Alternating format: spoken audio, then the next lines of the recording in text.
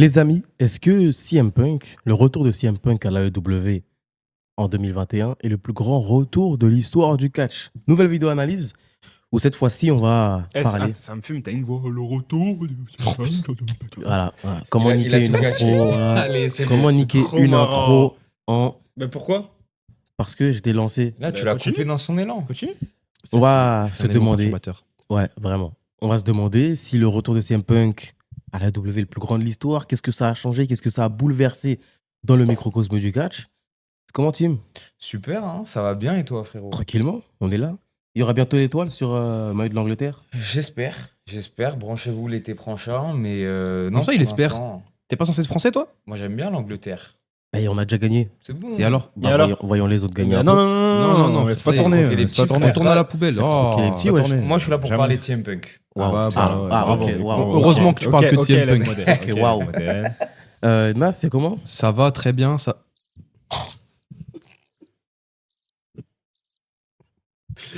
Ça va les gars et vous, franchement, Ça tout va, va ça bien. va. Merci, On est Sora, merci Sora pour l'invitation. C'est pas vrai, je suis pas invité. Hein. Bah écoute, c'est un très bon sujet aujourd'hui. Je pense que c'est super inspirant et super intéressant. Et c'est Et intéressant c'est la de, W. justement, c'est intéressant de parler de AEW et de CM Punk en dehors du prisme WWE. Oula. On verra. C'est comment? Sérieux? Truc de dictature. Grave. Alors, ça va. On va Ouais. parler de l'AEW. Merci l'AEW d'exister. Et Tu veux dire le message qu'on avait dit à l'école vu que la vidéo sortira pas? Tony Khan, s'il te plaît, si tu regardes cette vidéo, on veut être sponsorisé par l'AEW. Même 100 € la vidéo. Malade ou quoi? Voilà. 100 € la vidéo, on parle de l'AEW en bien et même on arrête de parler de la WWE Ça, si c'est on faux. propose un contrat exclusif. Un gros On parle contrat. que de alors. l'AEW. Hein. Faut un Moi, gros il y a contrat. beaucoup de choses à faire en tout cas. Merci Tony Khan, tu as réellement changé ma vie à jamais. Bravo. 500 balles Bravo. minimum la vidéo. Ils ont pas entendu. Mais oui, Tony Khan et AEW France, on sait que vous regardez un petit peu les tweets par rapport au hashtag AEW en France. Si jamais il y a, Coucou Norbert Feillant. si jamais il y a un Double or Nothing ou un Alain Mistrangelo. Alain Mistrangelo. Alain Mistrangelo. S'il y a jamais un Double or Nothing ou un... C'est quoi les autres PLE d'AEW? Déjà, on dit pas PLE, Full c'est un Gear, pay-per-view. Pay-per-view. Full Gear, il y a Full Gear, All In qui All In, arrive voilà. bientôt. Le violet là, le Dynasty. Dynasty en France, accréditez-nous s'il vous plaît. Il y a Forbidden Door aussi qui arrive. Ouais, On y accréditez-nous. sera? Oui, Inch'Allah. Oui, moi et Ibra, on y sera. Ok, bravo. Accréditez-nous s'il vous plaît. S'il faut, on paye le billet et le train, mais accréditez-nous. S'il Voilà, vous plaît. S'il vous plaît. On est Vraiment. vraiment bien devant là. Ouais. Comme ça, MJF, non, je lui pose on n'est une pas question. devant.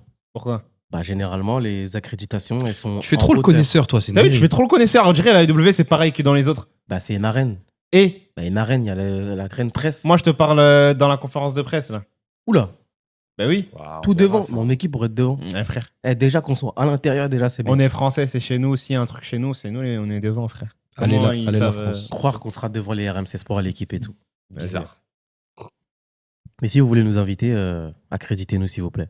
On sera un plaisir d'interroger tous vos catcheurs. Voilà. Est-ce que c'est le plus grand retour de l'histoire?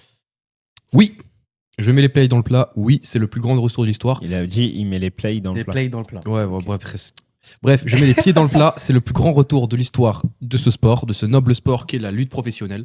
Alors, je vais vous expliquer pourquoi. Déjà, Mhm. il y a ce qui fait pour moi, Voilà. Un vrai Sonic. Voilà. ce qui fait pour moi la qualité d'un retour, c'est que Tu rigoles parce que je mets de l'eau dans de l'eau. Tu fais le Sonic. Ah, parce que faire ça, c'est faire le Sonic. C'est bien. du coup, ce qui fait pour moi que c'est le plus grand retour de l'histoire, c'est que pour juger la qualité d'un retour, en fait, il y a plusieurs facteurs. Déjà, c'est le temps d'éloignement de la discipline. CM Punk entre son retour et quand il a quitté AEW, c'est 7 ans. He's dead. 7 ans, voilà. Ensuite, il y a la volonté de retour du mec, tu vois, parce que là, quand tu me penses d'un La volonté grand retour, sa volonté, parce que quand tu me parles de grand retour, je pense aussi à Edge. Edge, c'est un peu différent dans le sens où Edge, il voulait revenir à chaque fois, mais il ne pouvait pas à cause d'une blessure. Là, CM Punk, les gars... T'as regardé le Faites entrer l'accusé Faites entrer la clé. Tadam, tadam. sur CM Punk qu'on a fait? Ouais. Ok. Et du coup, Vas-y, ça part de quoi? et du coup, Interrogatoire. il voulait vraiment revenir, t'es sûr? Attends, vas-y. Non, vas-y. Ouais, bois. Bois. Ah, Bois. Voilà. Ah, il fait Rodave. Merde, bah je l'ai pas. Il est là, je crois. Wesh. Ah, il fait rodave. Ah, rodave. Il fait rodave. Je peux pas, faut que tu laisses. Tu fais Rodaf, c'est bien. Ah, il fait Roda. Mais du coup, Il fait Roda. par rapport à un CM Punk, par rapport à un Edge, Edge, en fait, c'est sa blessure qui l'a empêché de revenir. c'est vrai. Ouais. CM Punk, je pense que c'est ça. Bah déjà, parce qu'à l'époque, un grand retour comme lui ne pouvait pas se faire dans une fédération, entre Mineure. guillemets, euh, Mineur. de troisième rang, avec tout le respect que j'ai pour les autres fédérations, tu Tu vois. vois. Pas de tal aussi. Ouais, voilà, donc non, on sait qu'il allait jamais revenir à la WWE, il allait sûrement pas revenir à la Ring of Honor ou à la New Japan. La EW est revenue, elle est venue, je veux dire, la EW s'est installée comme une grande puissance dans le catch et comme une alternative à la WWE, non pas comme une rivalité, parce que bon, je pense que c'est pas le but, mais comme une alternative. Aussi, CM Punk, quand il est revenu, justement, les émotions qu'il y avait, parce que À Chicago, à Chicago chez lui en plus, personne n'y croyait. Le mec, il avait sold out l'arène de Rampage. On le rappelle, le retour c'était à Rampage, hein, c'est le show secondaire. ouais. Le deuxième show de Rampage. Au Rampage, si je me souviens bien, les audiences de base de Rampage c'était aux alentours de 300 000. Là, pour le retour C'est CM comme Punk, si CM Ouais, mais Punk en fait, revenait à NXT. là, c'était le deuxième épisode de Rampage. Ouais, Donc, c'était le deuxième. ça partait déjà fort parce que le premier épisode, il y avait Christian Cage contre Kenny Omega où Christian Cage, il a gagné le titre, je crois, Impact. TNA. Impact. Ouais. Quand il est revenu, personne n'y croyait, même si vous vous souvenez bien de l'époque, ça a été teasé pendant des jours et des semaines avant. Quoi. Omega, il Moi, avait j'ai pas été CM. spoil. Et ouais, il avait des trucs Il avait CM, CM Chick sur sa Magnet, jambe, etc. Chick Magnet. Ça a été très fortement pressenti. D'ailleurs, moi, je m'étais branché sur mon programme pour regarder EW en direct. Je ne dirai pas le nom du site, mais le site a craché tellement il y avait trop de monde, donc j'ai pas pu profiter du moment. Pourtant, c'est un site, il est très bien d'habitude. Donc, comme il a craché, tout le monde regardait.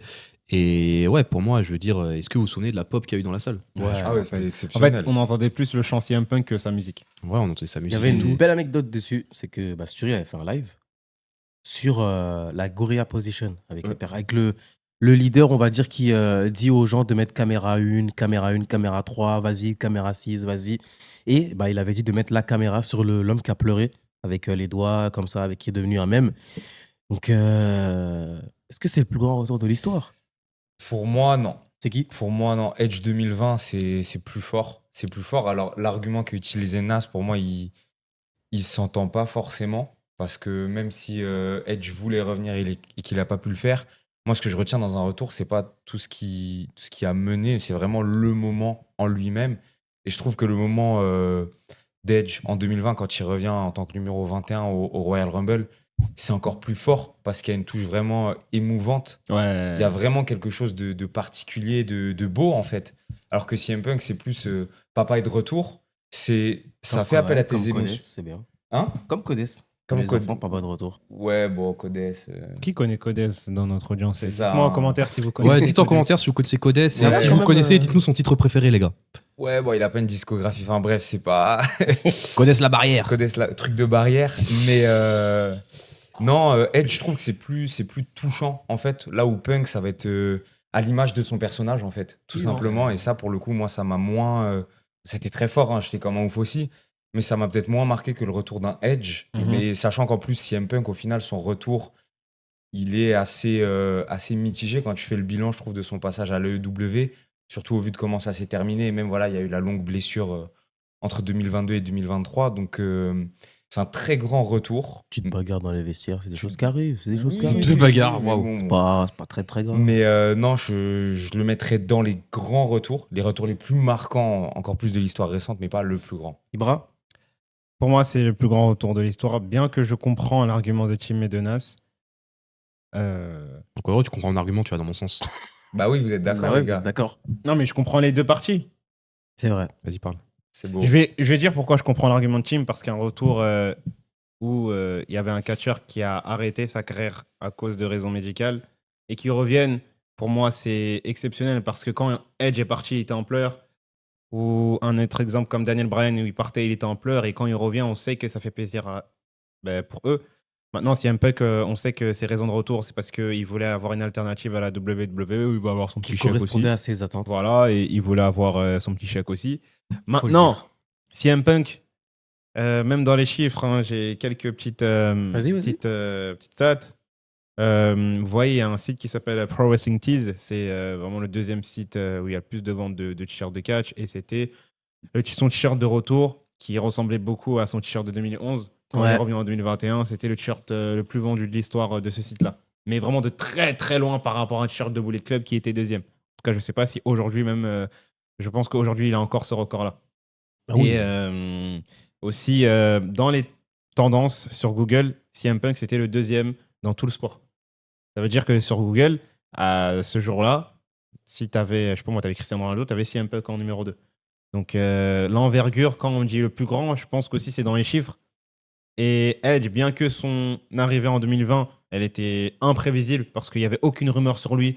Je crois que c'est numéro 21 d'ailleurs. Et il arrive, etc. On entend le thème son, on se dit mais c'est un rêve. Et il est là avec sa tenue de catch et tout. Même lui, il y En croyait forme, pas, hein. larmes aux yeux. Fou. Non, c'était trop bien.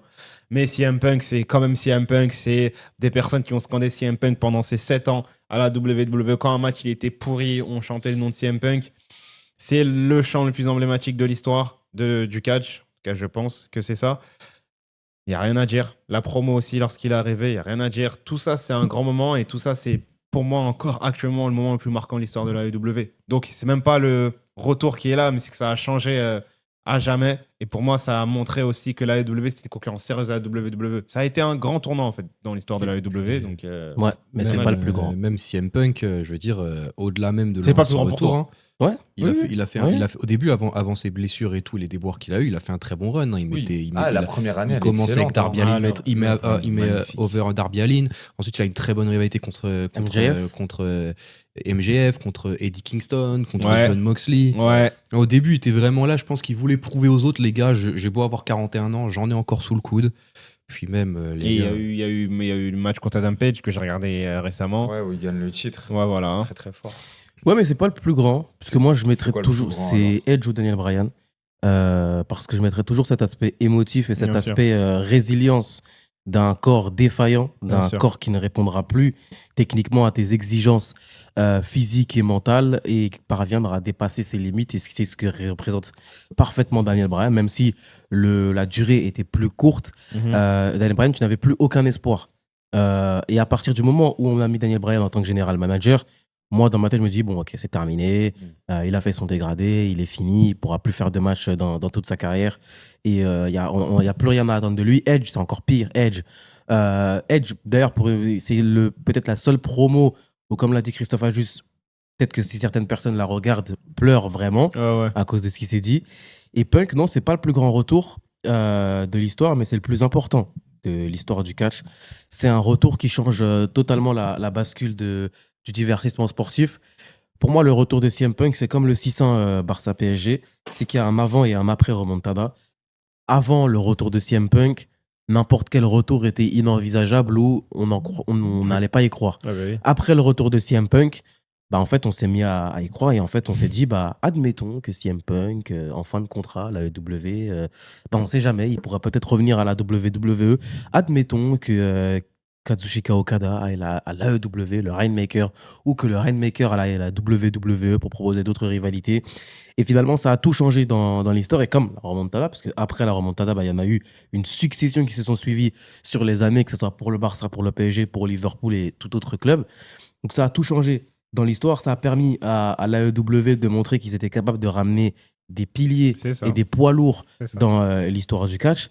Ça a permis à l'AEW de pouvoir grandir et de pouvoir être regardé par d'autres personnes, soit par des personnes novices, soit pour renforcer le côté je crois en l'AEW en tant que fan et je sais que cette compagnie-là va être très très grande dans les années à venir, ou soit pour voir tout simplement si CM Punk n'est pas finito, en fait, tout simplement, et les haters de l'AEW qui vont se dire j'ai envie de voir quand même ce que ça va donner, qu'est-ce que va faire CM Punk, est-ce qu'il va flop parce qu'il m'a trahi en allant à l'AEW, ça change tout. Et derrière, là où pour moi le retour de CM Punk à la WWE ne sera jamais meilleur que celui de la AEW, c'est que déjà c'était attendu. On s'y attendait tôt ou tard. À partir du moment où il partait, on savait que ça allait arriver un jour. Je sais pas. Pour moi, si, c'était sûr et certain qu'il allait venir.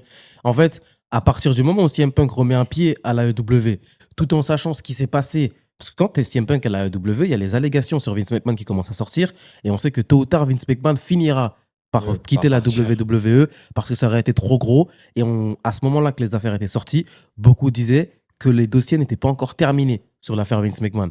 Donc, il est à la AEW, donc il remet un pied dans le catch, sachant qu'il avait dit qu'il ne le referait jamais de toute sa vie. Les affaires Vince McMahon l'évincent complètement de la WWE. Triple H reprend les rênes de la compagnie en 2022-2023, où on est dans des années très intéressantes.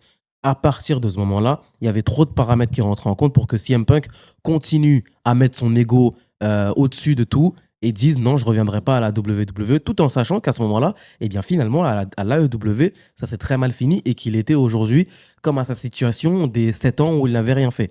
Typiquement, CM Punk à l'AEW, c'est comme si Benzema venait en Algérie pour faire une pige et que ça se passe très mal en Algérie et qui va faire mine de dire non, je viens pas à la Coupe du Monde 2022 avec l'équipe de France, tout en sachant qu'il avait la volonté de toujours venir le faire, mais qu'il ne pouvait pas. Bah là, CM Punk, c'est pareil. Tu vas pas refuser la WWE dans un tout autre contexte, avec une toute autre personne à bord. C'est comme si, en fait, à la place de Didier Deschamps, tu avais Zidane. Est-ce qu'il dirait non alors qu'il en rêve et qu'il veut faire cette histoire-là et qu'il sait qu'à la Coupe du Monde 2022, il y aura Zidane avec lui pour l'accompagner sans la blessure? Je pensais qu'il n'est même pas blessé. Eh bien, pour moi, CM Punk, c'était attendu, d'autant plus que le Survivor Series allait être à Chicago. Pour moi, ce qui s'est passé, c'est une suite d'événements déjà que CM Punk n'était pas content. Mais après, bon, c'est une Punk qui soit pas content. Il n'est jamais content de toute façon. Jamais content. C'est un Français. Il y avait beaucoup de problèmes avec l'AEW vis-à-vis de son médical.